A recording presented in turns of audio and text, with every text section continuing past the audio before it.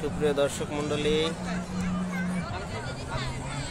আপনারা সবাই জানেন আমি এখন বর্তমানে কক্সবাজারে অবস্থান করছি। বাচ্চারা আনন্দ করছে আর আমি চেয়ে দেখছি আর একটা জিনিস ফিল করতেছি, আসলে সবকিছু নিয়তের উপর নির্ভরশীল।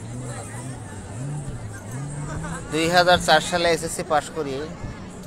ওই বছর আমার কিছু বন্ধুবান্ধব, কথাটা শেষ করে, কিছু বন্ধুবান্ধব তারা কক্সবাজার ট্যুরে যাওয়ার চিন্তা ভাবনা করে। তো যে কোনো কারণে হোক, অর্থনৈতিক সংকট কিংবা পরিবারের অনুমতির কারণে হয়তো আমি ওই সময় যেতে পারি নাই।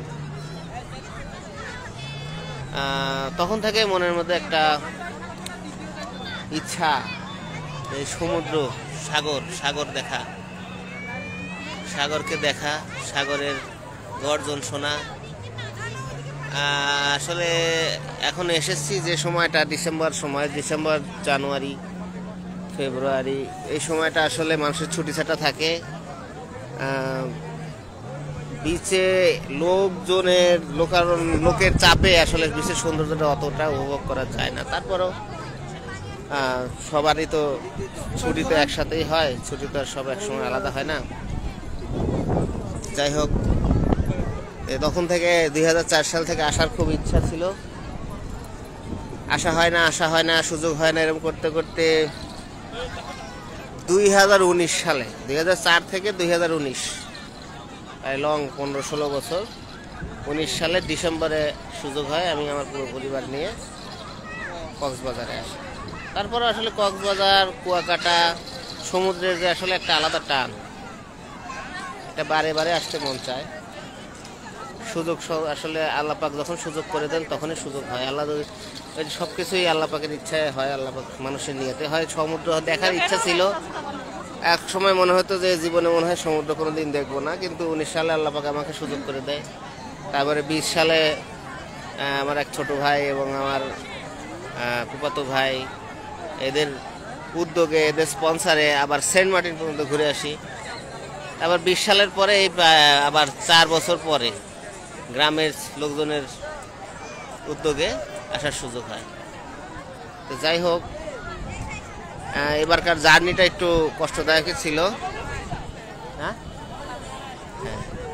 জার্নিটা একটু কষ্টদায়কই ছিল, তো তারপরেও আলহামদুলিল্লাহ পৌঁছতে পেরেছি। এসেও একটু হোটেল নিয়ে সমস্যায় পড়েছিলাম, হোটেল পাচ্ছিলাম না।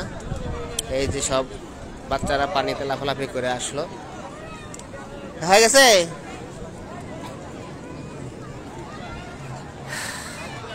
আসলে কক্সবাজারের মূল সৌন্দর্যটা নভেম্বরে অথবা মার্চের প্রথম সপ্তাহে অথবা ফেব্রুয়ারির শেষ সপ্তাহে আসলে ভালো দেখা সম্ভব হয়, কারণ তখন লোকের পরিমাণ একটু কম থাকে, লোকজনের হইচইও কম থাকে।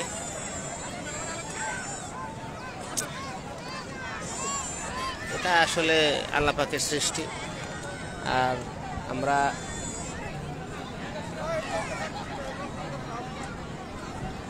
সমুদ্রের যে একটা আলাদা টান, আলাদা সৌন্দর্য, এটা আসলে বলে বোঝানো যায় না। আলহামদুলিল্লাহ আল্লাহ পাক আমাকে এখানে আনার সুযোগ করে দিয়েছে। কক্সবাজারে আসার মতো যে মন মানসিকতা, যেরকম ইচ্ছা আছে আমার আরেকটা ইচ্ছা আছে, সেটা হচ্ছে আমি হজে যাব। তো আসলে ইচ্ছাটা পোষণ করা, নিয়তটা পোষণ করা আর কি। আল্লাহ পাক যেদিন আমাকে কবুল করবেন, হয়তো কক্সবাজারে যেরকম আমি 15-20 বছর পরে আসলাম, এবং পরপর দেখা যায় যে 15-16 বছর ওয়েট করার পরে 5 বছরে 3 বার আসলাম। তো এইরকম আল্লাহ পাক হয়তো আমাকে হজও যাওয়ার তৌফিক দান করুক, এবং হজও যদি আল্লাহ পাক আমাকে এরকম সুযোগ দেয় 1-2 বার যাওয়ার, এটা আসলে সব কিছুই নিয়ত। আসলে এই কারণেই আমার ক্যাপশনটা দেওয়া, যে সব কিছুই নিয়তের উপর নির্ভরশীল। নিয়ত করলে আল্লাহ হয়তো কবুল করতে পারে, আর আল্লাহ কবুল করলে যে কোনো কিছু, আল্লাহ চাইলে সব কিছুই সম্ভব।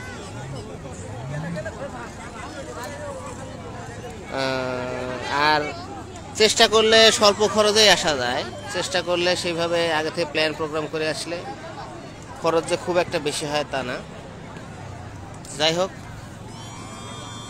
যারা আমার এই লাইভগুলো দেখলেন এবং দেখেন, যারা আমাকে ফলো করেন, তাদের সবাইকে অনেক শুভেচ্ছা, ধন্যবাদ আমার সাথে থাকার জন্য।